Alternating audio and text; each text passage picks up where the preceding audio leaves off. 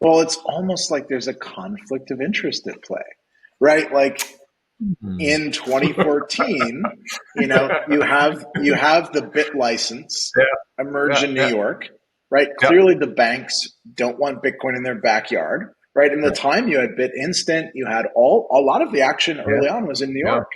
And yeah, then the bit license gets passed, and it's like, okay, if you want to be a startup in Bitcoin, you need $30 million and a 3-year license. And oh, by the way, we haven't figured out the rules yet, and it's going to be tougher than being a bank.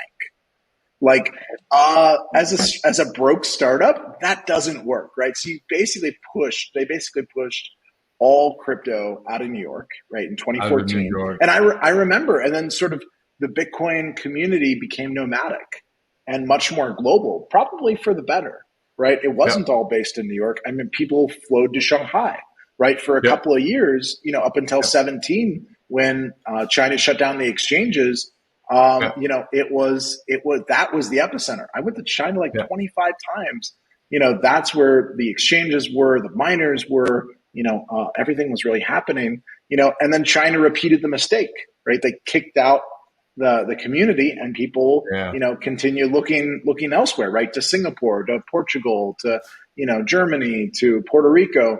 And for the Coupon or foundations, whatever. they really found their home in Switzerland, right? Yeah, yeah, Most of the foundations are now in Switzerland because the Swiss are smart enough to give clear guidance on yeah, like how to set up and how to, protect consumers and follow the rules and make the proper disclosures. And so, that's how DLTx ended up in Norway, right? yeah. To their credit, the Norwegians have been very friendly and clear about how to be a blockchain company, right?